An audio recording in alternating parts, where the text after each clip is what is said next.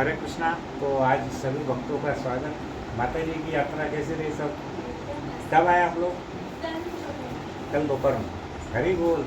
सभी भक्तों के लिए जो जगन्नाथ यात्रा करके आए सबका स्वागत। 3 बार हरि बोल करके। हरि बोल, हरि बोल, हरि बोल।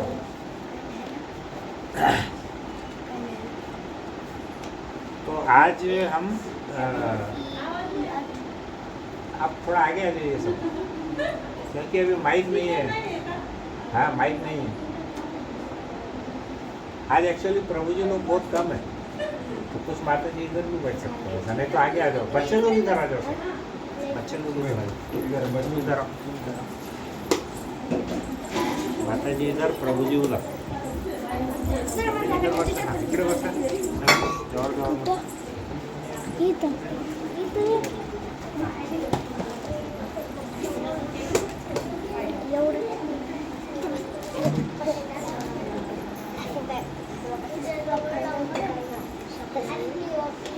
हरे कृष्णा। तो आज हम एक बहुत अच्छा चैप्टर, उसके ऊपर हम कुछ चर्चा करने वाले हैं। हमने अभी तक का श्री कृष्ण कथा में से 67 कितने 67 हमने अध्याय अभी तक का समाप्त किए हैं। अभी आज का हमारा 68वां जो अध्याय है वह है महर्षि नारद का भगवान श्री कृष्ण के विभिन्न ग्रहों पर, उनके घरों पर भेंट करने जाना। तो इसका क्या अर्थ है कि भगवान श्री कृष्ण की कितनी रानियाँ थी? 11 से 8 ना। तो क्या हुआ कि ये लोग कहाँ रहते थे? सब लोग कृष्ण भगवान कहाँ रहते थे? वृंदावन, द्वारका, आगरा, मथुरा। बोलो कहाँ रहते थे? द्वारका। हरि बोल। तो कहाँ रहते थे सब लोग? द्वारका में। तो द्वारका में भगवान के कितने महल थे? 16,108। तो एक बार क्या हुआ कि भगवान के सबसे बड़े जो भक्त है, जो गुणगान करते हैं, उनका नाम क्या है? नारद है ना। वो क्या करते हैं? भगवान का गुणगान करते हैं सब जगह। हमने देखा ना, नारायण नारायण करते हैं, है कि नहीं? तो वो क्या हुआ, एक बार नारद मुनि जब वैकुंठ धाम थे तब उनके मन में इच्छा जागृत हुई कि अरे हमारे प्रभु तो धरती लोक पर है। और उनको मालूम पड़ा कि कृष्ण ने 16,000 रानियों से विवाह किया है। तो उनके मन में एक बड़ा ऐसा कुतूहल जागा, रोमांच जागा। वो ये देखना चाह रहे थे कि 16,108 महल में भगवान रहते किस प्रकार से। तो जो भगवान के पार्षद है, जो भगवान के बहुत नज़दीक है, उनको भी भगवान की लीलाएं समझती नहीं है। तो फिर हम जैसे लोगों को भगवान की लीला समझना इतना आसान नहीं है। करेक्ट। तो उन्होंने क्या हुआ, तुमको याद है किसी को कि 16,000 जो राजकुमारियाँ थी उसको किसने बंदी बना के रखा था? उस असुर का नाम याद है? हाँ, नरकासुर। उसका दूसरा नाम क्या है? भौमासुर। 2 नाम है उसके, नरकासुर और भौमासुर। तो कृष्ण किसके साथ गए थे 16,000 रानियों को छुड़ाने? गरुड़ के ऊपर बैठ के किसके साथ गए थे? उनकी जो प्रिय रानी थी सत्यभामा, उसके साथ गए थे।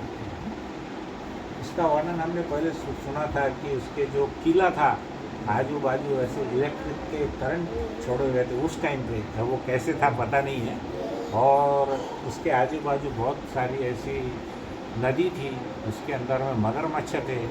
फिर उसके किले के ऊपर में उसके बहुत सारे सैनिक थे।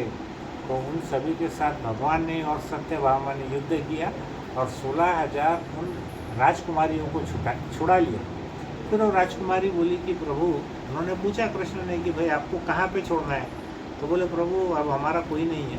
उस समय अगर कोई लड़की का कोई लड़का स्पर्श कर लिया तो वो दूसरों के साथ शादी नहीं कर सकती। तो वो उन्होंने बोला कि प्रभु अभी तो हमको कौन अपनाने वाला है, हम इतने दिन इसके बंदीगृह में रहे। तो फिर उन्होंने भगवान से विनती की और भगवान ने उन पर कृपा करके क्या किया, उनको सबको उनसे शादी कर दी। बराबर है। तो नारद जी के मन में बड़ा प्रश्न उठा कि अरे 16,108 महल, उसमें रानियाँ, उसके साथ भगवान एक साथ कैसे रहते होंगे? तो उस टाइम पे तो कोई ऐसा टीवी नहीं था, सैटेलाइट नहीं था, कैमरा नहीं था देखने के लिए। तो उन्होंने क्या सोचा कि चलो मैं वृंदावन जाता हूँ और जाकर के भगवान के भी मेरे दर्शन हो जाएंगे और मुझे भी पता लगेगा कि भगवान वहाँ पर रहते किस प्रकार से, है कि नहीं। तो उन्होंने क्या किया, भगवान ने अपने आप का विस्तार किया। कितने इसमें 16,108 उन्होंने भगवान कृष्ण एक साथ बन गए। हम कर सकते हैं क्या ऐसा? नहीं। तो भगवान ने क्या किया, 16,108 रूपों में उन्होंने अपना विस्तार किया। और उसके बाद जब नारद मुनि द्वारका नगरी में प्रवेश किए तो प्रभुपाद ने कि अभी एक्चुअली ये वर्णन कौन किसको बोल रहा है, श्री कृष्ण कौन किसको कथा सुना रहा है एक्चुअली?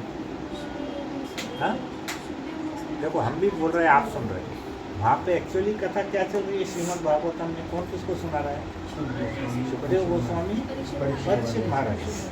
तो अब ये जो कथा चल रही है ना, जो सुखदेव गोस्वामी ने परीक्षित महाराज को बोला है, हम वही यहाँ पर बोल रहे हैं, सेम चीज।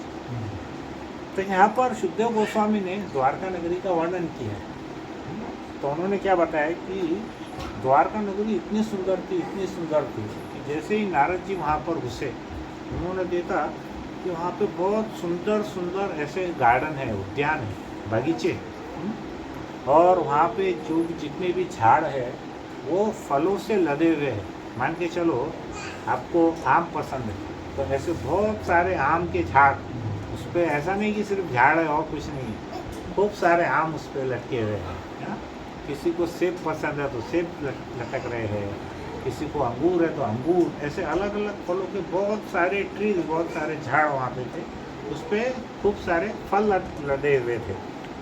उसके बाद में उन्होंने देखा कि अगर झाड़ ज़्यादा रहेंगे, हरियाली रहेंगी, तो हमने देखा ना कितने सुंदर सुंदर पक्षी आते हैं और वो क्या करते हैं, वहाँ पे चहचहाने लगते हैं, ची ची ची ची ऐसे आवाज़ करते हैं। तो बहुत सारे सुंदर सुंदर पक्षी वहाँ पर आकर के वो चहचहाने लगे थे। फिर वहाँ पर बहुत सारे सुंदर मोर थे। तो मोर क्या कर रहे थे, इतना सुंदर वातावरण था तो वो भी नृत्य कर रहे थे। अभी हम देखते हैं मोर ऐसे हमारे सड़कों पे गली कूची में कभी नृत्य करते हैं, वो कहाँ नृत्य करते हैं? जहाँ पे दृश्य बहुत सुंदर है, शांति है ना, जो मन को हमको बहुत प्रसन्नित करने वाला ऐसा वातावरण रहेगा, तो वहीं पर ही मोर डांस करेंगे, नृत्य करेंगे। तो वहाँ पर बहुत सारे मोर भी नृत्य कर रहे थे। और जितने भी जो जलाशय थे, तालाब थे, वो काय से भरे हुए थे? सुंदर सुंदर फूलों से, जैसे कैसे नील कमल हो गया या सूर्य कमल हो गया, या अलग अलग प्रकार के ऐसे फूलों के साथ वो सुगंधित उसके अंदर में भरे हुए थे। और साथ ही साथ उस तालाब के अंदर में बहुत सुंदर सुंदर हंस भी तैर रहे थे और बहुत सारे बगुले भी उसमें विहार कर रहे थे। तो ऐसा आप इमेजिन करो मानसिक दृष्टि से कि ऐसा सुंदर नगर है जहाँ पे बहुत सुंदर सुंदर झाड़ है, फलों से लदे हुए हैं, उसके बाद में पक्षी चहचहा रहे हैं, वहाँ पे मोर नृत्य कर रहे हैं, हाँ, जलाशय के अंदर में जो हंस और बगुले हैं वो क्या कर रहे हैं, उसके अंदर में विहार कर रहे हैं, और सब तरफ से कोयल की और सुंदर सुंदर पक्षियों की मधुर गूंजें आ रही थी। ऐसा उनका मनमोहक दृश्य था। तो जब नारद जी अंदर घुसे उस नगरी में, तो उन्होंने पाया कि उस जगह कितने महल थे टोटल उस नगर में? 16। हाँ, वो तो उनके थे, लेकिन जो लोग वहाँ पे नगर में रहते थे उनके भी तो घर थे ना, है ना, कि खाली कृष्ण जी के ही महल नहीं थे। वहाँ पर टोटल महल कितने थे? 9 लाख। पूरी नगरी कैसी थी? 9 लाख वहाँ पर महल थे। उसमें कृष्ण के 16,108 महल थे, लेकिन बाकी के भी लोग कितने धनी थे ये हमको उससे पता चलता है, बराबर है। फिर वो जो जितने महल थे उसका वर्णन कैसा किया हुआ है कि जितने भी उसके अंदर जो दरवाजे थे वो पूरे चांदी के बने हुए। चांदी मतलब अभी की चांदी नहीं की ऊपर खाली ऐसा कलर मार दिए, पेंट मार दिए, सॉलिड चांदी एकदम।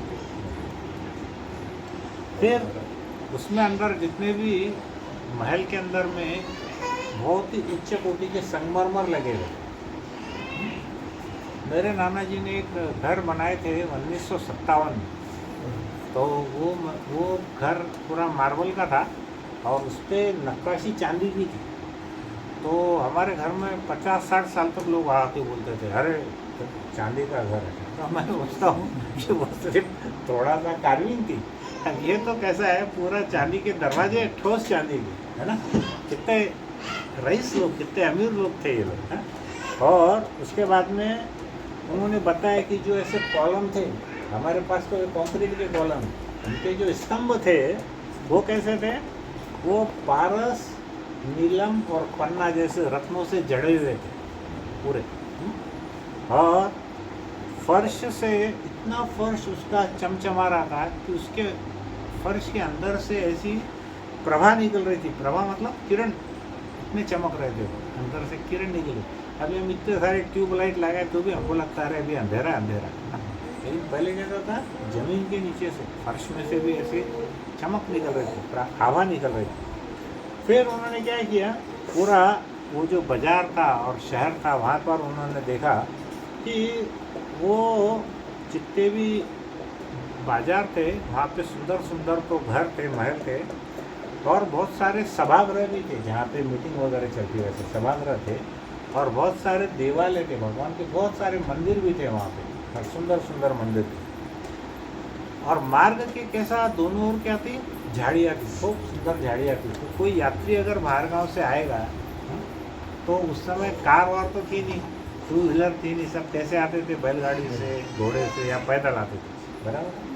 तो वो आने के बाद में वो जो पथिक है, ट्रैवलर जो है, उसने थकना नहीं चाहिए, उसका थकान नहीं आना चाहिए, इसलिए क्या करते थे, दोनों तरफ झाड़ थे, बहुत ऊंचे ऊंचे सुंदर सुंदर ऐसे झाड़ थे। वो क्या करते थे, जो पथिक थे उनकी धूप से रक्षा करते थे, दोनों तरफ झाड़ दे, बराबर है ना। और यहाँ पर भगवान श्री कृष्ण के स्वयं के बहुत सारे घर थे, घर के महल थे, जो किसने बनाए थे, स्वयं विश्वकर्मा जी। वैसे द्वारका नगरी किसने बनाई है, पूरी विश्वकर्मा, बराबर है। तो वहाँ पर उनके 16,108 ऐसे महल थे। अब नारद जी तो बड़े स्तब्ध हो गए, वो बोले कि भाई मैं कहीं वापस से स्वर्ग में तो नहीं आ गया, स्वर्ग नगरी तो में तो बड़े स्तब्ध, आश्चर्यचकित। तो नारद जी क्या हुआ कि वो पहले एक घर में घुसे, ऐसे रैंडम था, तो महल नहीं था, घर में घुसे। तो घर में उसका वर्णन कैसा है कि घर के जो स्तंभ थे वो काय के थे, मूंगे के थे। मूंगा एक रत्न है ना, उसके थे। उसकी जो छत थी वो रत्नों से, हीरे जवाहरात से बनी हुई छत, और उसकी जो दीवार थी वो नीलम, जो एक मोती आता है उसकी थी। अभी कभी कभी महाराज बोलते हैं, देखो उसके पास जाते हैं, हमारे को कोई ग्रह परेशान करे, महाराज क्या बोलता है, तुम्हें नीलम का आता है का। हाँ, वो नीलम का छोटा पत्थर अगर लेने को जाएंगे ना तो 15-20 हज़ार रुपये का इतना सा, उसमें भी बहुत डुप्लीकेट, बराबर है। तो ऐसा सोचो कि उनके पूरे घर हीरे मोती जवाहरात, पन्ना, नीलम, मूंगा, इससे पूरे बने हुए थे। और उनके घर में बहुत सारे झूमर थे, शैंडलियर, उसको मराठी में क्या बोलते हैं, झूमर ही बोलते हैं। तो बहुत सारे ऐसे झूमर थे हर एक घर के अंदर, तो जो बहुत सुंदर लग रहे थे। और जो बैठने का आसन था, जो आसन था वो आसन काय का बना हुआ था मालूम है, वो बना हुआ था हाथी दांत, हाथी दांत के आसन थे। अभी तो हाथी का एक दांत क्या, उसका कोई आप छोटा सा कुछ नक्काशी वाला आइटम मार्केट में पहली बार तो बैन है ना।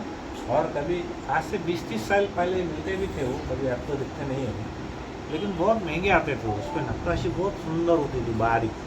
तो वैसे उसके आसन थे, और वो भी जो आसन थे वो भी पूरे सोने से कवर्ड थे, सोना से और हीरे से पूरे कवर्ड।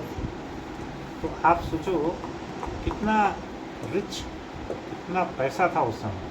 तो उस समय कोई फैक्ट्रियाँ थी क्या माता जी? हाँ, क्या था फिर उस समय काम, खेती करते थे लोग, बराबर है, और गौ पालन करते थे, बराबर है।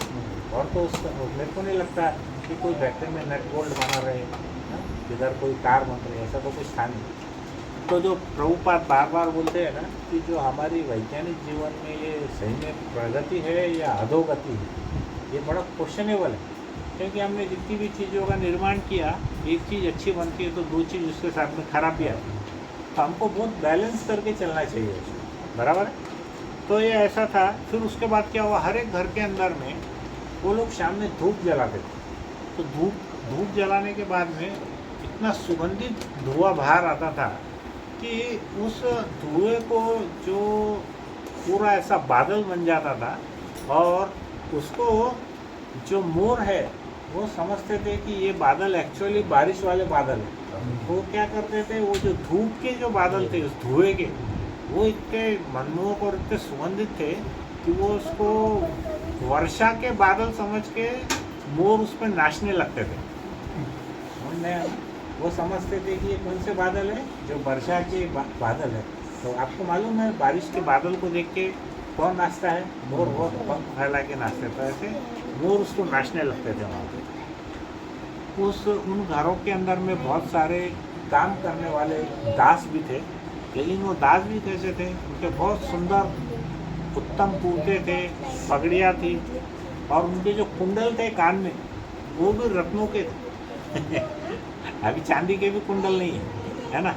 तो उस समय कैसे थे, रत्न जड़ित सोने के कुंडल पहनने देते हुए। और वो क्या करते थे, सब अपना अपना काम करने में वो व्यस्त रहते थे।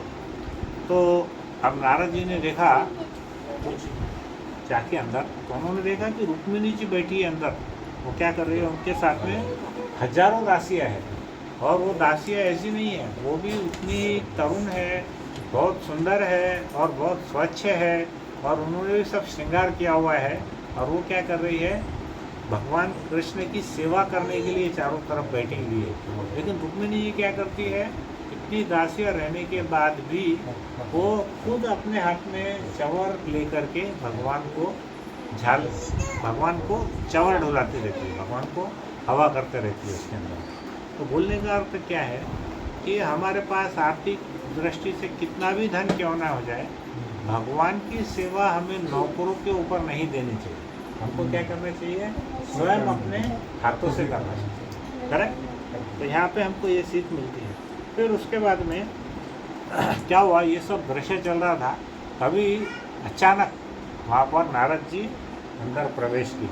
अब नारद जी जैसे ही प्रवेश किए तो भगवान श्री कृष्ण ने उनको देखा और तुरंत वो अपने सिंहासन से खड़े हो गए।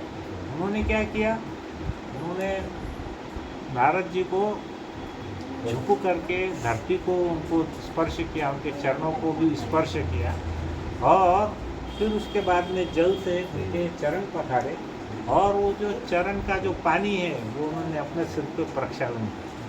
अब आप ये देखो कि वास्तव में यहाँ पर बड़ा कौन है, कृष्ण बड़े हैं या नारद बड़े हैं? कृष्ण बड़े हैं। लेकिन भगवान ने नारद जी के चरण क्यों छुए और उन्होंने उनका पानी जल अपने सिर पे क्यों? हम हमारे किसी नौकर के चरण धो करके ऐसा कभी कर सकते हैं? तो भगवान के सेवक ही थे, फिर भगवान ने ऐसा क्यों किया? नामस्मरण करते थे। नामस्मरण करते थे। और क्या करते? अतिथि देवो भव। और कोई कारण? ब्राह्मण का आदर, ठीक है। और कोई रीजन? Perfect reason. ब्रह्मपुत्र थे। भगवान भक्त के आदि थे। हाँ, ब्रह्मपुत्र थे, ठीक है। सबके रीजन गलत नहीं है, लेकिन जो परफेक्ट कारण है उसका, वो अभी तक किसी ने नहीं बोला। परफेक्ट बोले तो 100%। आपके सबके जो कारण है उसमें कुछ न कुछ किंतु परंतु निकलता है, लेकिन जो एक्चुअल कारण है वो कारण किसी के ध्यान में आएगा। भगवान यहाँ क्या कर रहे हैं, क्यों आए हैं? भगवान यहाँ पर एक गृहस्थ की भूमिका निभा रहे हैं, बराबर है।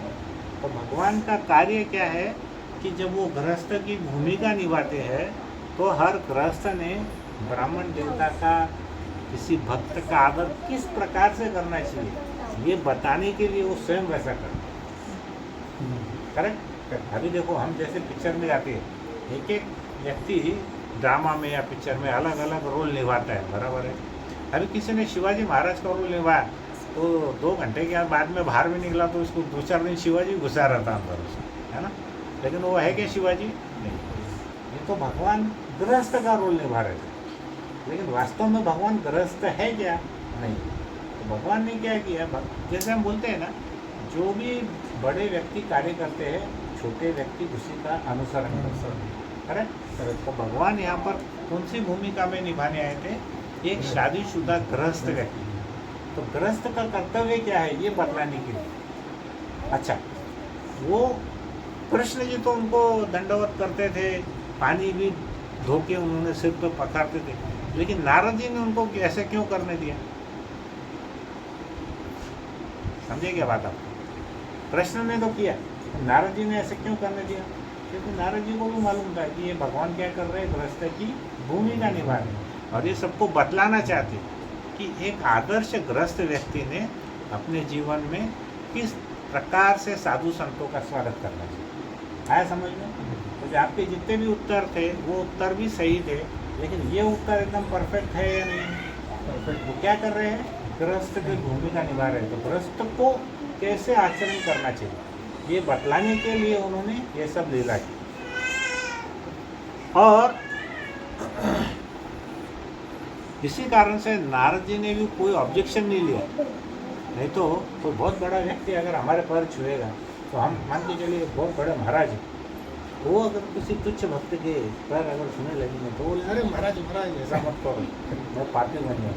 तो वैसा ही था ना नारद जी और कृष्ण जी। लेकिन नारद जी ने कुछ रोका नहीं, क्योंकि वो मनी मन हंस रहे थे। उनको पता था कि यहाँ पे क्या चल रहा है, सब ये लीला चल रही है, भगवान क्या कर रहे हैं, गृहस्थ की लीला कर रहे हैं। इसलिए उन्होंने उसका आदर उन्होंने स्वीकार कर लिया। और फिर बाद में नारद जी को अच्छी तरह से सब पूजा करने के बाद में, विधिवत पूजा करने के बाद, फिर कृष्ण ने उनको नम्रता से पूछा। क्या पूछा? कि हे भगवान, मैं आपकी किस प्रकार से सेवा कर सकता हूँ। अभी हालांकि भगवान कौन है? कृष्ण स्वयं भगवान है, लेकिन वो किसको भगवान बोल रहे हैं? नारद जी। तो जो भगवान के जो शुद्ध भक्त रहते हैं वो भी भगवान के समान ही रहते हैं। हमारे जो गुरु है हम उनको कैसा भगवान के प्रतिनिधि के रूप में ही देखते हैं, करेक्ट। तो जो भगवान के जितने शुद्ध भक्त हैं, जितने आचार्य हैं, वो क्या है? भगवान के ही अंश है। तो वो उनको उन्होंने क्या संबोधित किया? भगवान। तो ये हम इस प्रकार का जो व्यवहार है, ये इसमें कोई आश्चर्य करने की बात नहीं है, क्योंकि ऐसा नारद जी ने उनको बोला। किसको बोला? अभी कृष्ण भगवान कि देखो प्रभु, आप जो इस प्रकार का बर्ताव कर रहे हैं, इसमें मुझे तनिक भी आश्चर्य नहीं हुआ। हालांकि ये तो आश्चर्य वाली बात है ना, आप परमात्मा, हम एक छोटी सी आत्मा, तो आप हमारे चरण कैसे छू सकते हैं? तो वो बोलने लगे कि देखो, इसमें मुझे कोई आश्चर्य नहीं हुआ, क्योंकि आप समस्त जीव योनियों के स्वामी हैं, बराबर। जितने भी जीव है उसके स्वामी कौन है? भगवान कृष्ण है। और आपका प्रकट होना या आपका अप्रकट होना, ये कैसा है? आपकी खुद की इच्छा से है, बराबर है। भगवान को गर्भ में धारण करने की जरूरत नहीं है, और भगवान को छोड़ते, जब पृथ्वी छोड़ के जाते हैं तो उनको किसी की परमिशन की जरूरत नहीं है। यमदूत या यमराज उनको आकर के नहीं ले जा सकते। माता के गर्भ में धारण भी किया था भगवान ने, तो भगवान अपनी इच्छा से उनके गर्भ में धारित हुए थे, बराबर है। तो यहाँ पर हम देखेंगे कि नारद जी क्या कर रहे हैं? उनकी बहुत प्रशंसा कर रहे हैं। वो उनको बोलने लगे कि देखो प्रभु, आप सर्वश्रेष्ठ है, क्योंकि शिव और ब्रह्मा जी जैसे देवता भी आपको अपने हृदय में स्थापित करते हैं। और आप क्या है? जितने भी बद्धात्मा है, हम मुक्तात्मा है कि बद्धात्मा है? बद्धात्मा। मुक्तात्मा कौन है और बद्धात्मा कौन? क्या फर्क है?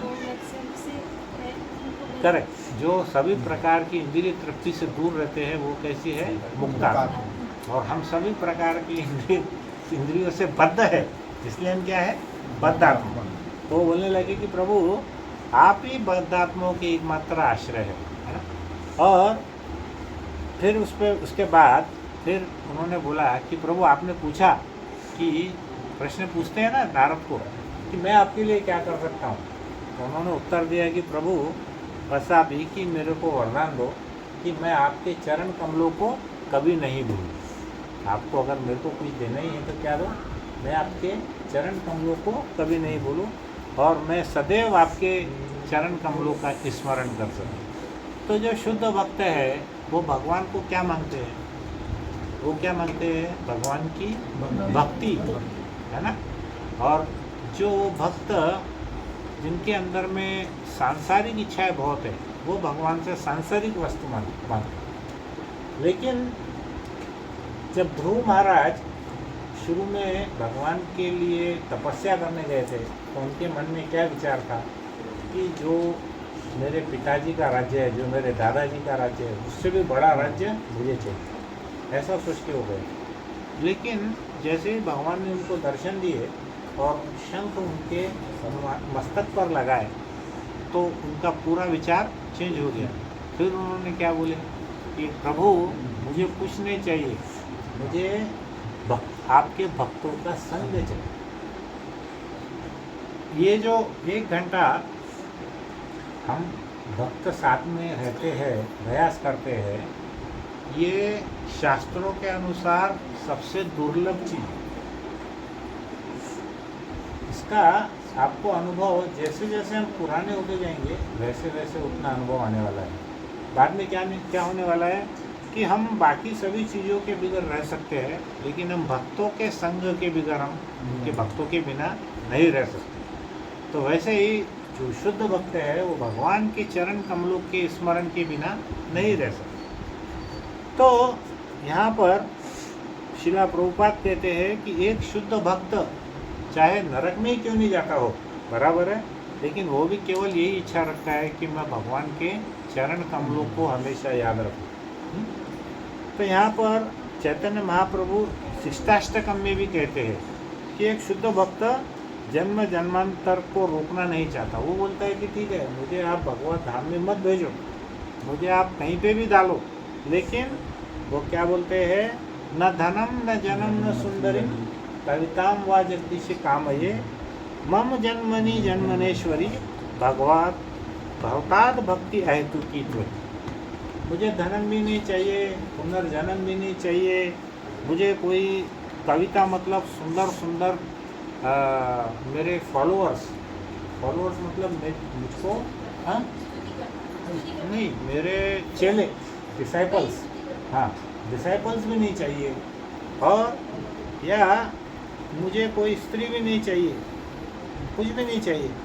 मम जन्मनि जन्मनेश्वरी, चाहे मेरे कितने भी जन्म क्यों नहीं होते हो, भवतात भक्तों की भक्ति अहेतु की, तो आपकी जो भक्ति है अहेतु की चाहिए। अहेतु क्या नहीं, क्या है जिसका कोई हेतु नहीं है।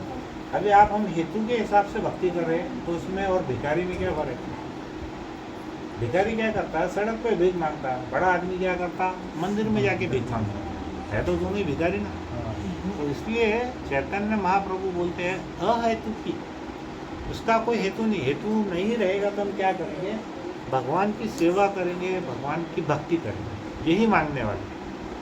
तो अब नारद जी पहले महल में से निकल करके अब दूसरे महल में गए।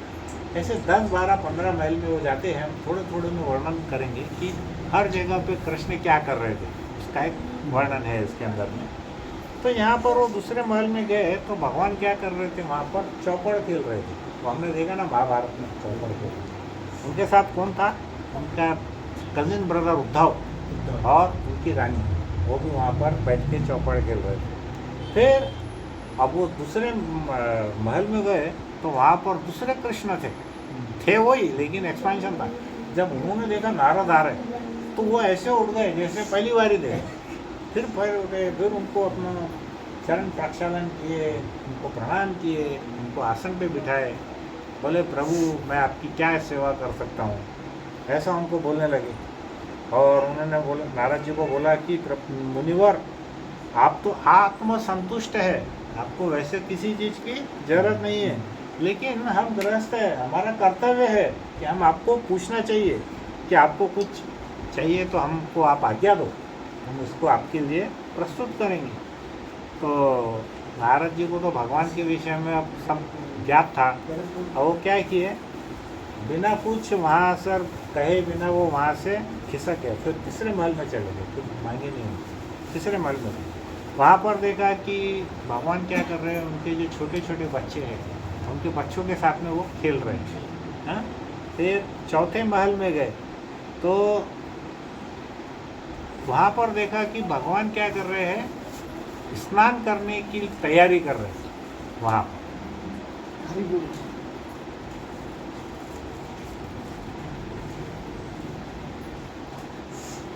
फिर उसके बाद में उन्होंने देखा कि अगले महल में जब गए तो वहाँ क्या कर रहे थे, यज्ञ में भगवान एक यज्ञ करा रहे थे, उसमें आहुति दे रहे थे। फिर अगले छठवें महल में गए तो उन्होंने क्या किया, एक यज्ञ किया जिसको बोलते हैं पंचशून्य यज्ञ।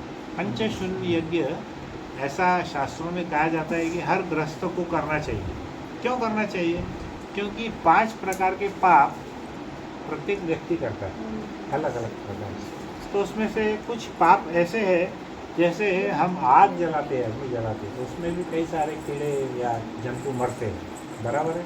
हम जानबूझ के नहीं करते, लेकिन हमारे से पाप तो होता है, करेक्ट। फिर दूसरा है उसके अंदर में झाड़ू लगाते समय, जब हम स्वच्छता करते हैं, भी ठीक है, हम यहाँ झाड़ू लगाते हैं, अमेरिका में वैक्यूम क्लीनर करते हैं, लेकिन उसमें जीव जंतु तो मरते ही, करेक्ट, झाड़ू लगाते समय। तीसरा, फिर उसमें हम घड़े में से जब जल लेते हैं या जल को ट्रांसफ़र करते हैं, उसमें भी जीव मरते हैं।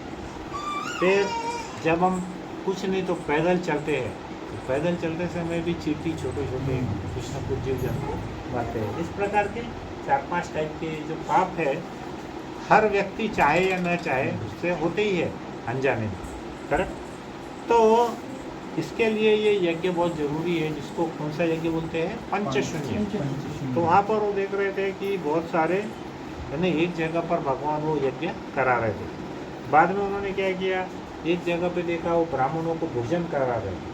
फिर एक जगह उन्होंने देखा कि वो रथ की सवारी कर रहे थे, जा रहे थे। एक जगह पे व्यापार की चर्चा कर रहे थे, किसके साथ में, उद्धव जी के साथ और उनके मंत्रियों के साथ। फिर उन्होंने देखा कि एक बार वो क्या कर रहे थे, एक जलाशय में स्विमिंग विहार कर रहे थे। और एक जगह देखा कि बहुत सारे गाय दान कर रहे थे। वैसे टोटल कितने हैं, 16,108। तो अगर पूरा वर्णन करेंगे तो आपने को कितने लेक्चर लग जाएंगे। भगवान क्या क्या कर रहे हैं। तो यहाँ पे क्या हुआ, शिला प्रभुपाद ने जो 15-20 मेन थे उसका वर्णन किया उन्होंने। फिर एक जगह पे वो कथा श्रवण कर रहे थे, एक जगह पे ऐसा मेडिटेशन करके ध्यान लगा रहे थे। फिर एक जगह पे कुछ सब्जेक्ट्स पे वार्तालाप कर रहे थे कि भाई हमारी फसल कैसी हुई, या हमारे को इस बार कितना रेवेन्यू आया, कैसा चल रहा है, सब सुखी है क्या प्रजा, जो भी है। और एक बार वो क्या कर रहे थे, पुत्र और पुत्रियों का योग्य वधू और वर के साथ में विवाह कर रहे थे।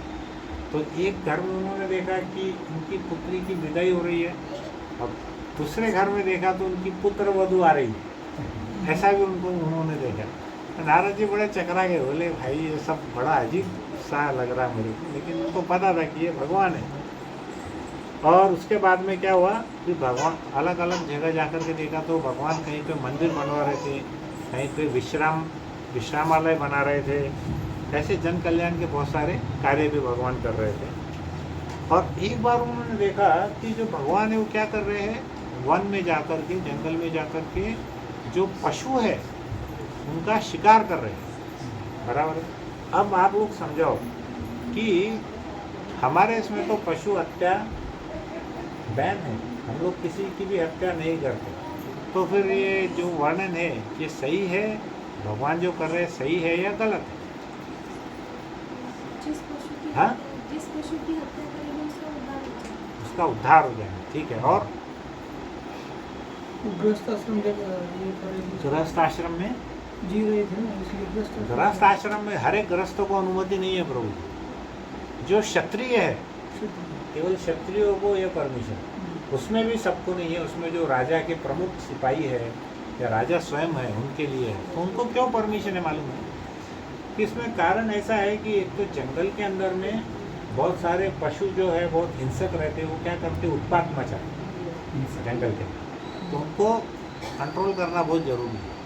हम मान के चलो अगर एक शेर की जगह वहाँ पे 50 शेर हो गए, तो वहाँ पे 50 शेर क्या करेंगे, बाकी सब जानवरों को या इंसानों को जीने नहीं देंगे। इसलिए वो आखेट करना उस समय जरूरी था।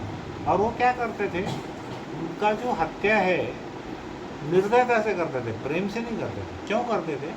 क्योंकि कल को उनको शत्रुओं के साथ अगर लड़ना पड़े, तो शत्रु से अगर हम दया करेंगे तो वो उससे लड़ेंगे कैसे, बराबर है।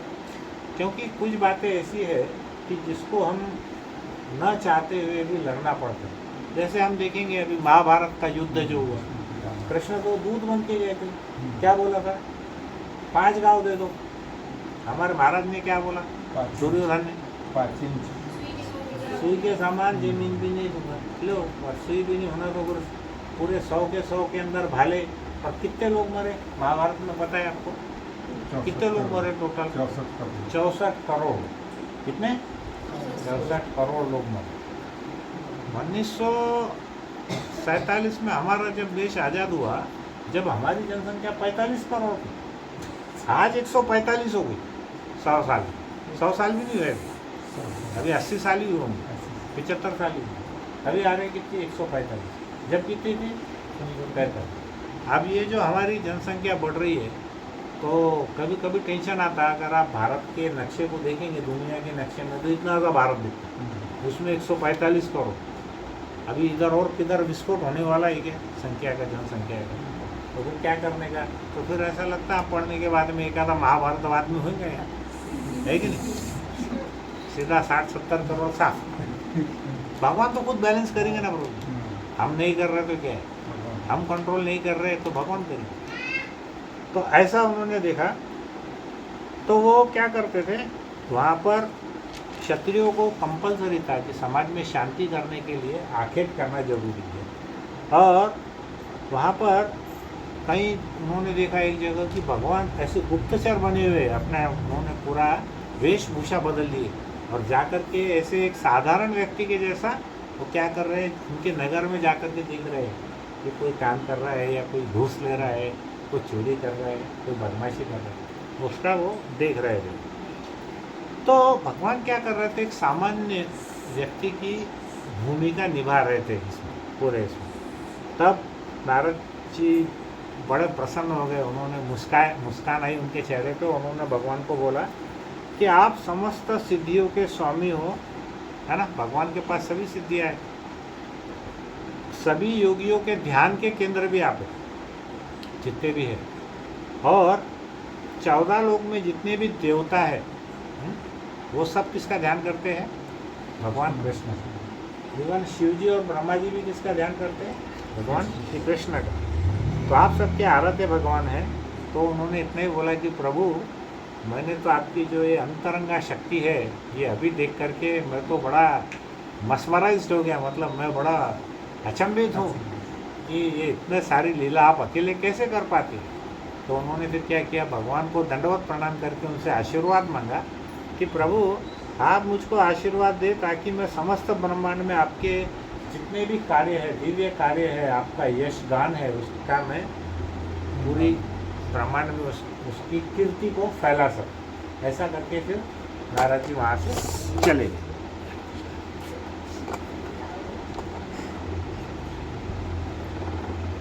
तब कृष्ण ने क्या बोला नारद जी को कि मैं समस्त धार्मिक सिद्धांतों का परम शिक्षक और उनका पालन करने वाला हूँ, ताकि पूरे जगत को ये शिक्षा मिल जाए कि किस प्रकार कार्य करना चाहिए।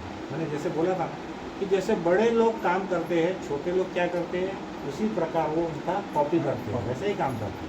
तो भगवान राजा थे वहाँ के, तो उनको उनके आचरण से वो सिखाना चाहते थे कि गृहस्थ ने कैसा रहना चाहिए, कैसा आचरण करना चाहिए।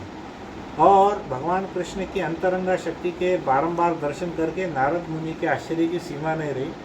तो एक गृहस्थ के जीवन के जो 4 सिद्धांत है, धर्म, अर्थ, काम और मोक्ष, है ना, इससे उनको लगाव होना चाहिए।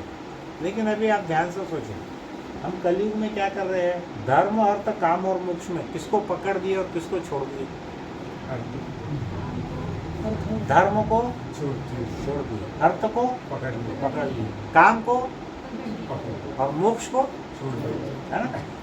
तो भगवान क्या बोलते हैं कि हमने धर्म करके अर्थ कमाना चाहिए। धार्मिक प्रकृति से किसी का घर लूट के या किसी की हत्या करके नहीं, धर्म के हिसाब से हमने अर्थ कमाना चाहिए। अर्थ से हमारी जितनी भी काम इंद्रियां है, जो भी हमारी इच्छा है, वो पूर्ण करने चाहिए। लेकिन अंत में उस सबका लक्ष्य क्या होना चाहिए? मोक्ष, यानी भगवान का वैकुंठ धाम, है ना। तो हम क्या कर रहे हैं? अर्थ पकड़ लिए, कामेंद्रियां पकड़ लिए, लेकिन धर्म भी छोड़ दिए और मोक्ष का तो सवाल ही नहीं, हाँ। तो ऐसा नहीं करना है। इस प्रकार सुखदेव गोस्वामी ने परीक्षित महाराज को एक कथा सुनाई, जिसके सिद्धांतों का पालन करने से प्रत्येक व्यक्ति का जीवन का लक्ष्य प्राप्त हो सकता है। फिर यहाँ पर सुखदेव गोस्वामी परीक्षित महाराज को कहते हैं कि इस प्रकार से जो कोई भी भगवान की ऐसी दिव्य कथाओं का श्रवण करता है, तो उसको क्या होता है? मुक्ति के मार्ग पर चलना और श्री कृष्ण के चरण कमलों के अमृत का रसा स्वादन करना सरल हो। बराबर है। जब तक हमको मालूम ही नहीं है भगवान कौन है, तो हम उनकी कथा का श्रवण कैसा करेंगे? बराबर है। और उसके बाद वो भक्ति में क्या हो जाएगा? संलग्न होकर के कृष्ण प्रेम को प्राप्त कर सके।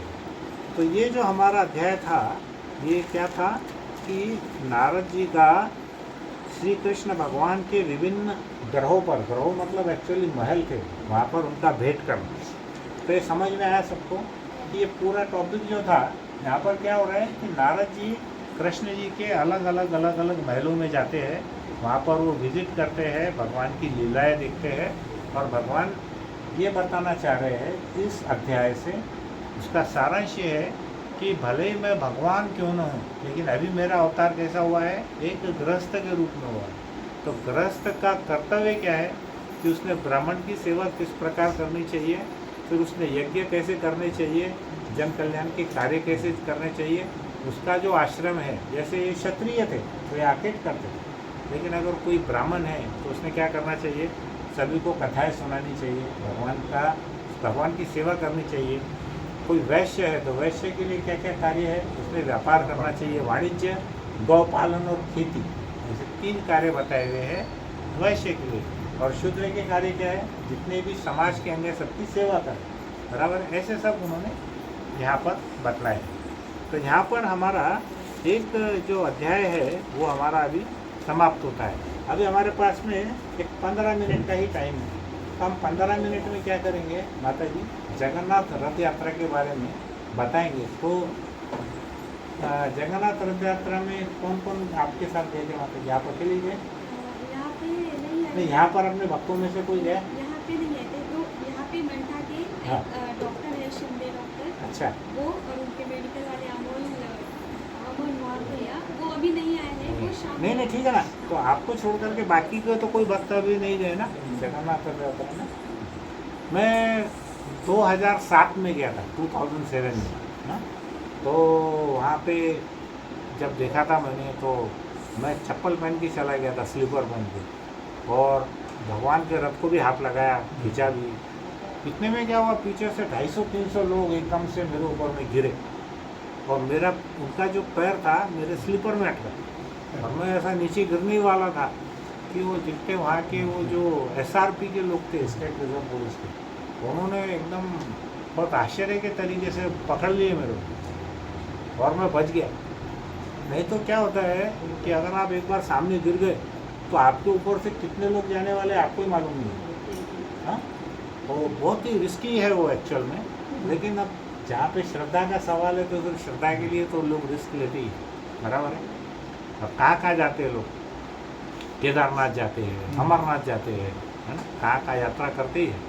तो अभी हम शॉर्ट में थोड़ा सा जगन्नाथ रथ यात्रा के बारे में इसलिए बताएंगे क्योंकि अभी ये रथ यात्रा कौन से तारीख को हुई? 7 तारीख को, है ना। सबको मालूम है 7 तारीख को हुई।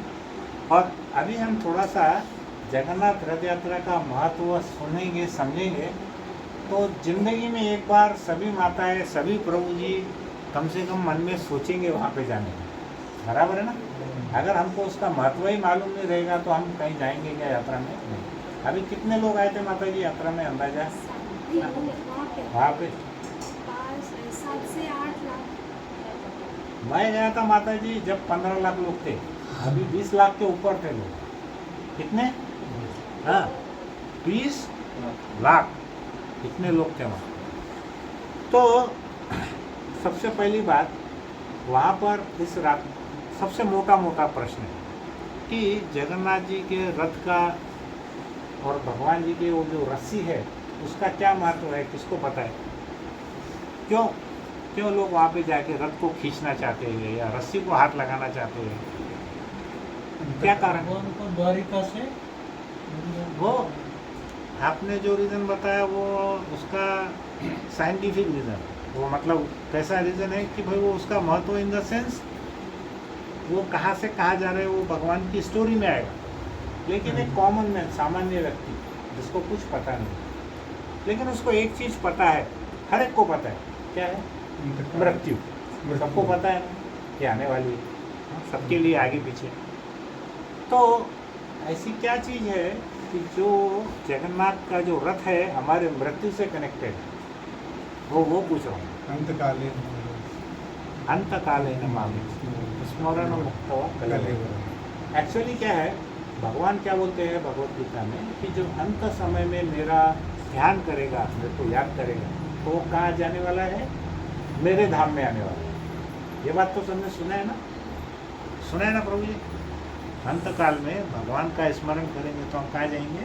भगवान के धाम में जाएंगे। तो होता ऐसा है कि जब हम श्री जगन्नाथ जी का जो रथ है उसको जब खींचते हैं तो जब ऐसा माना जाता है कि मृत्यु के समय हमको वही सीन हमको याद आता है। ऐसा हजारों सालों से लोगों का कहना है कि हमारी मृत्यु के समय हमको वही दृश्य याद आता है। तो उसके कारण क्या है, जैसे जो व्यक्ति अपने घर गृहस्थी में बंधा है, अपने पति पत्नी बच्चों में, प्रॉपर्टी में, पैसे में अटका हुआ है उसका दिमाग, तो वो निकल करके कहाँ जाएगा? वो जगन्नाथ जी के रथ पे जाएगा और वो रथ की रस्सी पे जाएगा। तो जब वो रस्सी को हम स्पर्श करते हैं तो हमारे मस्तिष्क के अंदर में जब हम मृत्यु पे जाते हैं, मृत्यु के समय हमको अंतिम समय वही दृश्य पूरा याद आता है, ऐसा माना जाता है। तो माना जाता है बोले तो कोई ऐसा नहीं है कि 2-4 लोगों ने बोल दिए, ऐसा नहीं है, लाखों करोड़ों लोगों का ऐसा एक्सपीरियंस है। तो इसलिए क्या होता है, जब हम एक बार वो रथ को खींचते हैं तो क्या होता है, हमारे मृत्यु के समय में भगवान हमको ध्यान आते हैं, और भगवान का ध्यान आना यानी क्या है? भगवान के वैकुंठ धाम में जाना।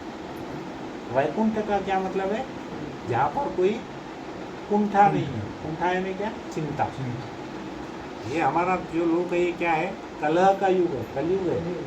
यहाँ पे सिवाय चिंता के कुछ नहीं है क्या? कुछ अभी खाली है, भर भर के ठूस के फिर टेंशन, अरे कल क्या मिलेगा, शांति नहीं है मन में। किसी का व्यापार है, उसको पैसा आज मिल गया तो फिर कल का अरे कल मिलेगा कि नहीं। एक गरीब भिखारी है, वो भी यही सोचेगा अरे भैया कल मिलेगा कि नहीं। तो यहाँ पर मोर और लेस सब अलग अलग स्टैंडर्ड के सिर्फ भिखारी है ना, हमेशा चिंतित है, कुंठित है। लेकिन अगर हम भगवान के रथ को खींचते हैं, उसको स्पर्श करते हैं, तो फिर हमको पुनर्जन्म नहीं लेना पड़ता। लेकिन उसके पीछे का साइंस ये है कि भगवान का हम स्मरण कर पाते हैं अंतिम समय।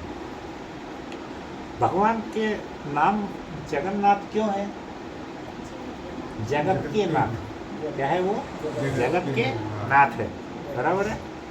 और जो लोग बहुत बिजी रहते हैं, जैसे हम देखते हैं एक आधे मंदिर के सामने मोटरसाइकिल पे जा रहे हैं, कार पे जा रहे हैं, बाहर की बात अपना निकल गए, कोई ऐसा भी करते हैं, क्या क्या वो अलग अलग स्टाइल में चलता रहता है।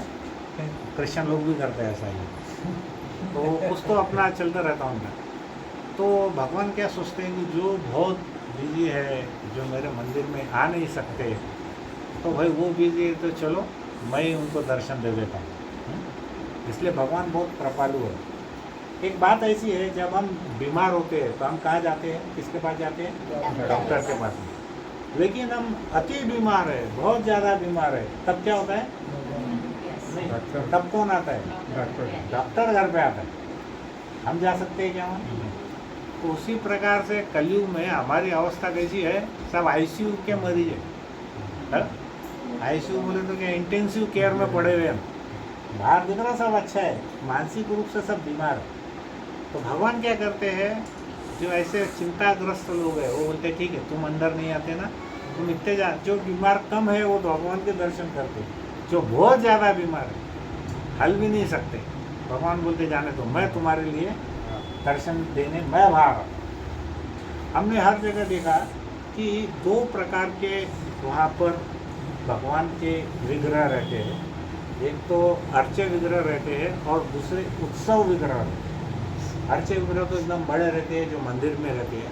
उत्सव विग्रह में क्या करते हैं, जैसे भगवान की झांकी निकली, पालकी निकली, तो छोटे छोटे दो विग्रह बिठा देते और वो पूरे गांव में घुमाते हैं। लेकिन जगन्नाथ जी का ऐसा नहीं है, उनके जो वास्तव विग्रह जितने बड़े हैं वही विग्रह लेकर के उनकी रथ यात्रा निकलती है। तो यहाँ पर हम देखेंगे कि हम लोग अभी कैसा है, कलयुग में आध्यात्मिक रूप से बीमार है। भौतिक रूप से भले ही ठीक है, शरीर है, खाने पी रहे, आध्यात्मिक रूप से है कि नहीं, बीमार है ना, है ना? हमसे भक्ति तपस्या कुछ ऐसा कार्य नहीं होते, 16 माला बोले तो वो नहीं होती, भगवान की कथा का श्रवण करना तो वो नहीं होता। प्रभु जी ने 7 बजे का टाइम का 7:30 किए, अभी भी भक्त 8 बजे आते। ये सब क्या है, हा? हम इतने बिजी है क्या कि मतलब खाली प्रसाद से 10 मिनट पहले आने का, हा? खाली इंद्रिय तृप्ति, ऐसा तो नहीं है। और मैं इतना ज़्यादा बुरा प्रवचन भी नहीं दे रहा शायद कि तुम बोर हो गए, नींद आ रही। हमारी ये छोटी छोटी माता जी तो 6-6 महीने पहले के भी आंसर देती सब, है कि? तो मेरा क्या बोलना है, हम लोग कैसे स्पिरिचुअली डिसीज्ड है, आध्यात्मिक बीमार है ना। फिर हमारे जो भगवान है उनका और एक नाम है पतित पावन। पतित पावन यानी क्या है, जितने भी पतित लोग हैं मेरे जैसे, उनका उद्धार करने के लिए आते है ना। फिर उसके बाद में ये जो रथ यात्रा अभी निकली है, ऐसा नहीं है, इसके पहले भी रथ यात्रा निकलती थी। जैसे आप देखेंगे उडुपी में माधवाचार्य जी कृष्ण की रथ यात्रा निकालते थे। उडुपी मंदिर में मैं गया था 2 साल पहले, तो वहाँ पे मंदिर में जब दर्शन करने गया था तो बहुत बढ़िया रथ यात्रा निकल रही थी। मेरे को मालूम ही नहीं था कि यहाँ पे भी रथ यात्रा, बहुत ऊँचे रथ था, पूरा जो मंदिर था बहुत बड़ा था, ऐसा लगता था कोई एक बस्ती बैठ गई वहाँ पे और सब अपना वहाँ पर भगवान की रथ खींच रहे हैं और सब बहुत ही प्रसाद मिल रहा है, बहुत ऐसा सुखद वातावरण था वहाँ। और उसके बाद में नेपाल में भी वहाँ पे वो शिव पार्वती जी की रथ यात्रा निकलती है नेपाल में। और सबसे मुख्य रथ यात्रा जो है वो कौन सी है, जगन्नाथ रथ यात्रा। तो जगन्नाथ मंदिर से ये कहाँ लेके जाते हैं रथ को, गुंडीचा मंदिर में, ठीक है। किसी को याद है कि हमने 6 महीने पहले एक कहानी बोली थी इंद्रदुम्न महाराज की। तो गुंडीचा और इंद्रदुम्न महाराज का संबंध किसी को याद है, कौन थी वो, हस्बैंड वाइफ। गुंडीचा महारानी कौन थी, इंद्रदुम्न महाराज की पत्नी, है ना। तो स्कंद पुराण में ऐसा बोला गया है कि वो लोग क्या करते हैं, 3 रथ बनाने को बोलते हैं स्कंद पुराण में। तो वो इसका बहुत गहरा और बहुत बड़ा टॉपिक है कि रथ की लकड़ियाँ कैसे चूज करते हैं, सेलेक्ट करते हैं और कैसे बनाते हैं। तो 3 रथ बनाते हैं। तो सबसे आगे किसका रथ रहता है, बलराम जी, बराबर है। और सबसे पीछे जगन्नाथ जी। सुभद्रा जी का कहाँ रहता है, ऐसा क्यों? हाँ, अपनी बहन की रक्षा के लिए एक भाई आगे एक भाई पीछे, ऐसा उनका रहता है। और यहाँ पर हम देखेंगे कि यहाँ पर क्या होता है कि इंद्रदुम्न महाराज पर जब भगवान प्रसन्न होते हैं तो उनको वो वरदान मांगने को बोलते हैं। तो इंद्रदुम्न महाराज क्या करते हैं, भगवान से 3 वरदान मांगते हैं, क्योंकि उन्होंने इतना मंदिर का अर्चा विग्रह बनाया, इतना बड़ा मंदिर बनाया, वहाँ पर स्वयं ब्रह्मा जी ने आकर के उनकी पूजा अर्चना की। तो भगवान बड़े प्रसन्न हुए, उन्होंने इंद्रदुम्न महाराज को बोला कि आप वरदान मांगो। अब इंद्रदुम्न महाराज ने वरदान भी कैसे मांगे, देखो। एक तो उन्होंने पहला वरदान मांगा कि प्रभु मुझको कोई पुत्र ही नहीं चाहिए, अभी ऐसा कोई मान सकता है क्या? राजा ना बहुत गरीब व्यक्ति है तो वो बोलेगा चलो मैं पालन पोषण नहीं कर सकता, लेकिन जो राजा है स्वयं इतना बड़ा, उसने क्या मांगा? मुझे कोई पुत्र नहीं चाहिए। क्यों ऐसा मांगा उन्होंने? क्योंकि वो बोलेगा कि ये पूरा मंदिर मेरा है। क्योंकि उस पर आगे जाके उनके जो वारिस होंगे उन्होंने हक नहीं जमाना कि ये मंदिर मेरा है, मेरे पिताजी का है, मेरा इसका है। इसलिए उन्होंने क्या बोला कि हमको कोई पुत्र ही नहीं चाहिए, झगड़ा ही नहीं चाहिए आगे। और दूसरा क्या उन्होंने वरदान मांगा कि प्रभु आपका जो हाथ है वो हमेशा गीला ही रहे। मतलब जैसे भगवान प्रसाद लेते हैं, प्रसाद लेने के बाद में हाथ धोने जाते हैं, हाथ धोने के बाद जब वो वापस आते हैं, हाथ जब उनके सूखते हैं कि उसके पहले और एक महाप्रसाद आ जाता है। 24 घंटे भोग चलता रहता है। अभी आप देखो ये कलयुग के भगवान है कि नहीं? अभी तक हमने क्या देखा था? चैतन्य महाप्रभु उन्होंने क्या बोला कि भाई जैसा आपको सतयुग में तपस्या करना पड़ती थी, त्रेता युग में यज्ञ हवन करना पड़ते थे, द्वापर युग में अर्चे विग्रह की पूजा करनी पड़ती थी, कलयुग में क्या करो आप? केवल संकीर्तन करो, हरे कृष्णा कृष्णा कृष्णा हरे हरे, हरे राम राम राम हरे। तो हमको लगता था कि ये तो बहुत ही उदार भगवान है, लेकिन जगन्नाथ जी उससे भी आगे। वो बोले अरे भाई तुमसे तपस्या होती नहीं, तुमसे यज्ञ हवन होते नहीं, तुमसे मंदिर में जाना होता नहीं, तुमसे माला भी नहीं होती, तो कोई बात नहीं, तुम मेरे धाम में आओ और जब तक तुम्हारा पेट नहीं फटता जब तक का तुम प्रसाद ग्रहण करो। इससे अच्छा और कोई सौदा है क्या? बताओ। वहाँ पर जाना, खूब प्रसाद लेना और वहाँ पर पड़े रहना, उसमें भी भगवान बोलते तुम मेरे धाम में आ जाओ। हाँ, तो ये है जगन्नाथपुर।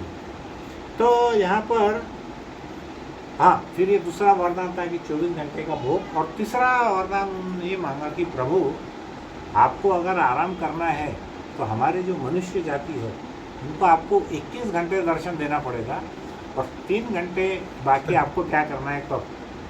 तो आप देखे होंगे वहाँ पर भगवान क्या करते हैं, एक्चुअली सोते ही नहीं है, लेकिन वहाँ पे दर्शन 21 घंटे के बाद बंद करके 3 घंटे के लिए उनको आराम देते हैं। लेकिन हमारे आचार्य कहते हैं कि वो 3 घंटे में जो दूसरे लोग के देवी देवता है वो आकर के भगवान के दर्शन करने आते हैं। तो प्रैक्टिकली जगन्नाथ जी कभी सोते ही नहीं हैं। उसका और एक कारण देखो, सोने के लिए मनुष्यों को भगवान ने पलके दिए है ना, तो जगन्नाथ जी को पलके है क्या? उनका जितना बड़ा मस्तिष्क है उसके हिसाब से उनकी आंखें भी इतनी बड़ी बड़ी है ना। वो काय के लिए है इतनी बड़ी आंखें?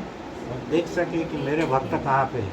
हमको अगर भगवान के दर्शन नहीं भी हुए, भगवान हमको अवश्य देखते, करेक्ट। इसलिए उनकी आंखें भी बहुत बड़ी है और उस पर कोई पलके नहीं, आई लैशेस नहीं। अब क्या हुआ, एक माता को अगर बोला जाए कि उसको पुत्र नहीं मिलेगा तो कितनी दुखी होने वाली है। तो माता जो गुंडीचा थी बेचारी बहुत दुखी हो और बोली कि देखो प्रभु, मेरे पति ने तो बोल दिया कि मेरे को कोई पुत्र, उसको कोई पुत्र नहीं चाहिए, लेकिन अब मेरा क्या? मेरा कोई पुत्र होता, विदेश में भी जाता तो कभी न कभी तो मेरे को मिलने आता था ना साल भर में। लेकिन अभी ये कैसा आशीर्वाद है और कैसा इन्होंने वरदान मांगा और आपने दे भी दिया, अब मैं बेचारी क्या करूँगी, इसको कैसे करूँगी? तो कुछ मेरा भी ख्याल रखा जाए। तो उसमें भगवान ने क्या किया, जगन्नाथ जी ने बोला कि देखो माता, मैं तुमको वचन देता हूँ क्या, कि मैं, मेरे भाई बलराम और मेरी बहन सुभद्रा साल में 1 हफ्ते के लिए हम आपके पास में जरूर आएंगे, करेक्ट। तो क्या हुआ आपको याद है, जब वो मूर्ति बना रहे थे भगवान की, तो टोटल विश्वकर्मा जी ने उसके लिए समय कितने दिनों का मांगा था मूर्ति बनाने का? हाँ, कितने? 21। कितने दिन का? 3 हफ्ते, 21 दिनों का मांगा। लेकिन क्या हुआ था कि जब 12वें दिन और उसमें एक शर्त थी कि जब तक मूर्ति पूरी नहीं हो जाए 21 दिन तक किसी ने दरवाज़ा खोलना नहीं है। तो विश्वकर्मा जी बूढ़े आदमी थे, गुंडीचा माता जी रानी जो थी वो बेचारी बहुत ही हृदय से माता स्वभाव की थी। और उसने देखा कि 12वें दिन खटखट खटखट की जो आवाज़ है वो आनी बंद हो गई। तो वो बड़ी बेचारी व्याकुल हो गई कि कहीं वो बूढ़ा व्यक्ति कहीं मर तो नहीं गया। वो तो एक ऐसा बढ़ई के रूप में आया था, वो कारीगर के रूप में। तो माता जी बड़ी व्याकुल हो गई। फिर उसने बोला इंद्रधनुष महाराज को, अरे पतिदेव, ये तो बूढ़ा व्यक्ति बूढ़ा मर गया दिखता है। तो बोले कैसे? देखो इसमें से तो कोई आवाज़ भी नहीं आ रही है। तो जब वो बहुत ज़्यादा उसने आग्रह किया, तब फिर राजा से रहा नहीं गया। राजा ने भी सोचा ये तो सही है, चलो देखते हैं। उसने सैनिकों को बुला के दरवाजा तोड़वा दिया। वहाँ पर देखा तो वहाँ क्या था, 3 विग्रह थे जिनके हाथ और पैर कंप्लीट नहीं थे, बराबर है। तो वो जो विग्रह 12 दिन तक बने थे, 12 दिन में ही उतने ही बने थे। फिर क्या हुआ कि टोटल भगवान ने कितना समय बोला था, 21 दिन। तो वहाँ से जब रथ यात्रा जाती है, 1 दिन जाने के लिए लगता है ना। भगवान 7 दिन वहाँ रहते। कितने दिन हो गए गिनो आप? 12 और 1 13, उसमें 7 मिला दो, कितने हो गए? 20। और 1 दिन रिटर्न में आने के लिए लगता है। कितने दिन हो गए? 21। तो ये ऐसा 21 दिनों का कैलकुलेशन। इसलिए गुंडीचा मंदिर में भगवान कितने दिन रहते हैं?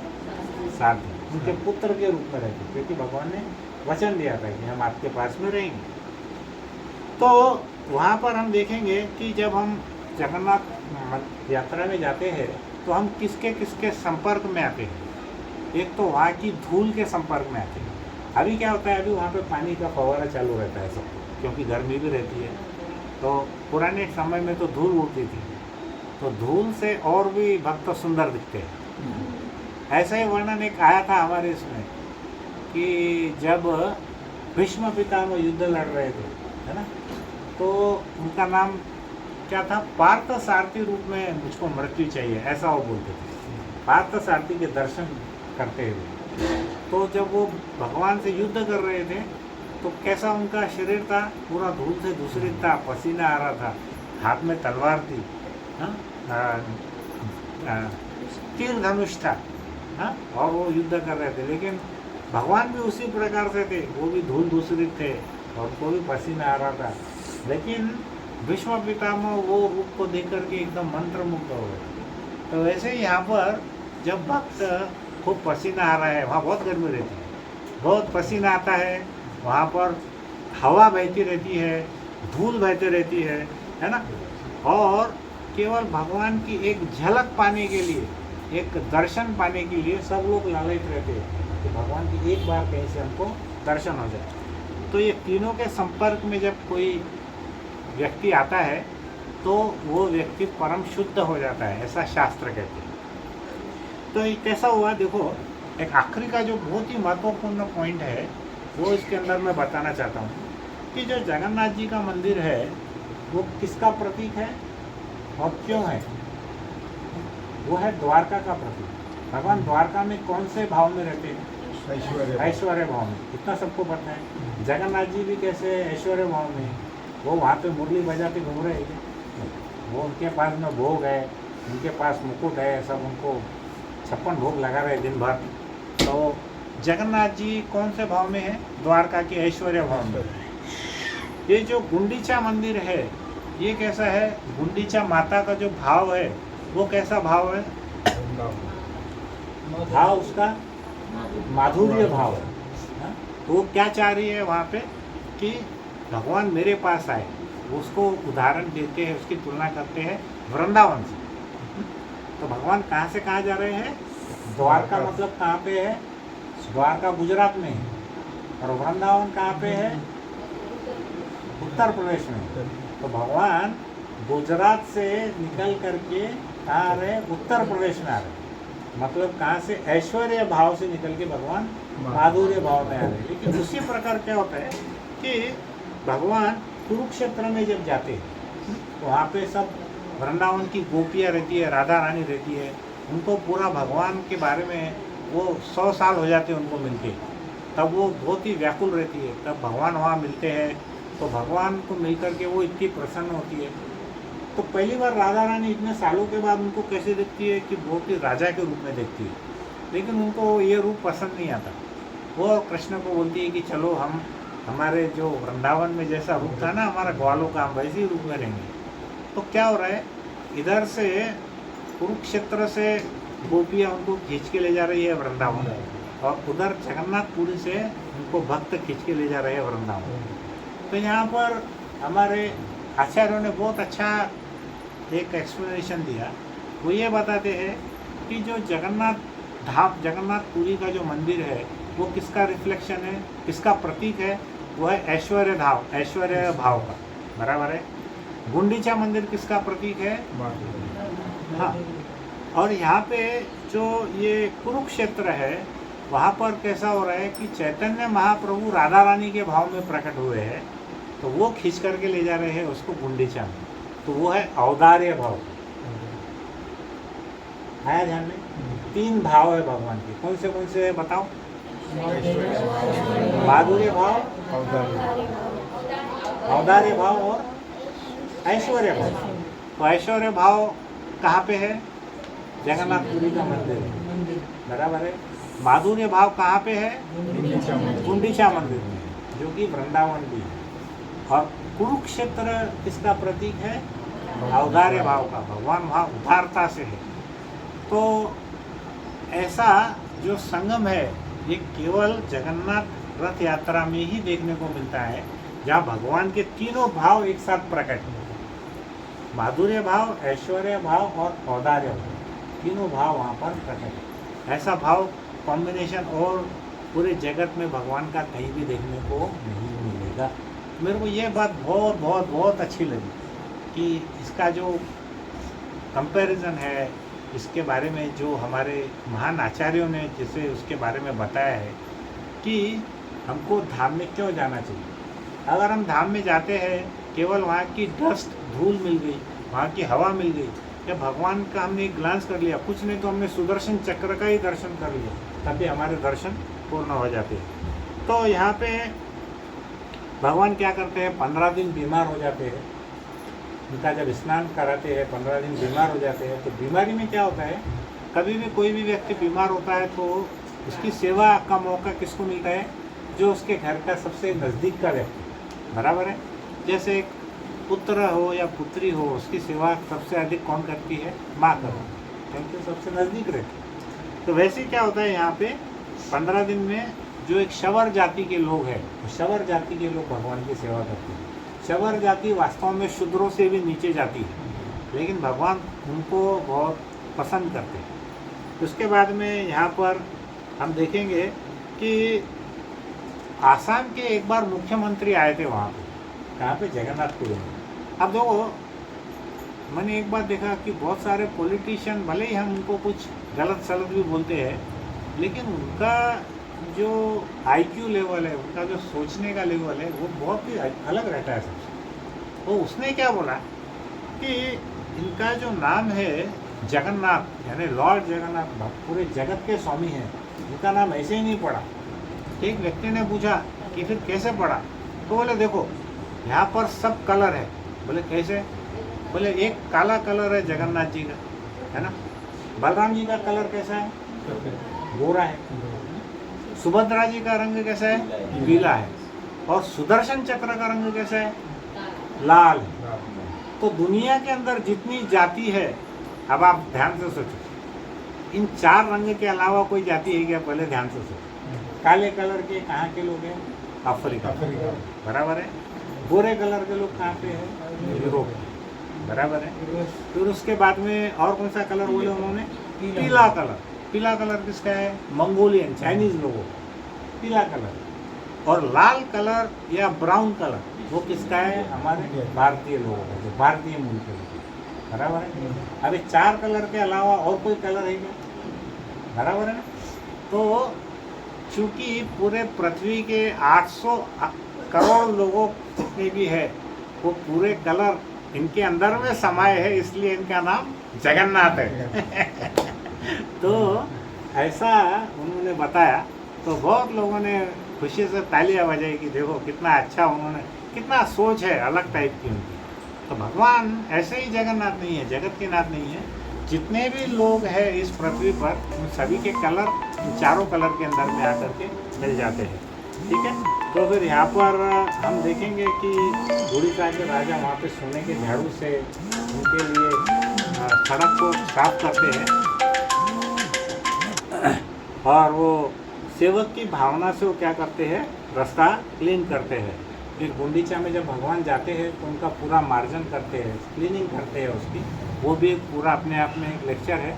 मतलब जैसे हम भगवान के विग्रह की स्वच्छता करते हैं, मंदिर की स्वच्छता करते हैं ना, तो उससे क्या होता है, हमारा हृदय भी स्वच्छ होता है। ठीक है।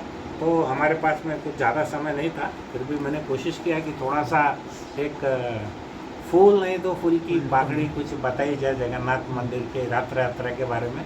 प्रभु जी बहुत भाग्यशाली है, मायापुर भी जाके आ गए और जगन्नाथपुरी की यात्रा भी कर लिया। तो किसी का कोई प्रश्न है तो प्रश्न पूछ सकते हैं, नहीं तो फिर हम हमारी कथा को विराम देंगे। आप सबको कथा समझ में आई अच्छे से? कुछ प्रश्न है? वो जो प्रसाद जो विदेशी जो भक्त है उनको एंट्री क्यों नहीं मिलती? अभी क्या हुआ प्रभु जी, अपने यहाँ पे उन्होंने ऐसा रिस्ट्रिक्ट किया हुआ है कि केवल हिंदू लोगों को अलाउड है। उसमें भी क्या है, उसमें भी क्या है प्रभु जी, उसका सबसे बड़ा कारण है गौ मांस खाने वाले। तो विदेशी भक्त गौ मांस खाते हैं जो अंग्रेज है, और दूसरे कम्युनिटी के सभी लोग गौ मांस खाते हैं। तो उन्होंने गौ मांस खाने वालों को रुका हुआ है, तो पहचानेंगे कैसा? तो फिर इसलिए उन्होंने क्या किया है, सिर्फ हिंदू जाति के लोगों को अलाउड किया है। अभी ये प्रश्न लोग मक्का में नहीं पूछते कि वहाँ सिर्फ मुसलमान को क्यों अलाउड है, हमारे इसमें प्रश्न पूछते, उनका प्रश्न क्यों नहीं पूछते? हमारे यहाँ तो भगवान बाहर आके दर्शन भी देते ना सब, फिर चाहे वो कितना भी कौन से भी कास्ट का हो, धर्म का हो, अमीर हो, गरीब हो, पापी हो, पुण्यवान हो, सबको भगवान दर्शन देते हैं बाहर आकर। करेक्ट। तो इसके लिए इंदिरा गांधी को जाने नहीं दिए थे, मालूम है आपको? इंदिरा गांधी को भी वहाँ जाने नहीं दिए। तो उसका कारण वहाँ के पंडों को मालूम है, अपन बोल नहीं सकते। तो जो भी रीज़न है, तो जितने भी गौ मांस खाने वाले हैं लोग, उनको वो बाहर वहाँ पर जाने देते नहीं है। ठीक है। और कोई प्रश्न है? महाप्रसाद जो बनता है ना, हाँ, वही सब लोगों का बाहर आता है, क्यों अलग रहते हैं बाहर? नहीं, एक्चुअल में तो वही रहता है। अभी क्या हो गया, अभी कलयुग है, कुछ लोग बिजनेस भी चालू कर दिए। तो वो जितने लोग अंदर का प्रसाद पा लेते हैं वो अंदर का लेते हैं, कुछ लोग बाहर भी बनाने लग गए उसको। अब वो बोलते हैं हम भोग दे रहे, ये दे रहे हैं। अब देखो प्रभु जी क्या होता है कि वैसे तो वो प्रसाद कभी कम नहीं पड़ता, लेकिन आजकल कैसा रहता है ना, हर एक आदमी की सेटिंग वहाँ तक है कि नहीं है, वो एक प्रश्न है। डिमांड मान के चलो कि 10,000 की है, तो सप्लाई 8,000 का है, तो कुछ ना कुछ क्या कहीं ना कहीं सब पूरा होता है। तो हमने कोशिश ये करना चाहिए कि जो वास्तविक जहाँ से प्रसाद मिलता है, हमने वहाँ से ही उसको ग्रहण करना चाहिए। उसके स्वाद में और बाहर के प्रसाद के स्वाद में बहुत फ़र्क है। जो मंदिर का प्रसाद है वो आप मतलब खाते रहेगा। वो प्रसाद में खाली खिचड़ी रहती है। हाँ, खाली खिचड़ी रहती है। नहीं नहीं नहीं नहीं, वो बहुत सारी सब्जियाँ रहती, चावल रहते, इतने सारे फूल। चलो एक बार चलेंगे। ठीक है, चलो। हरे कृष्णा।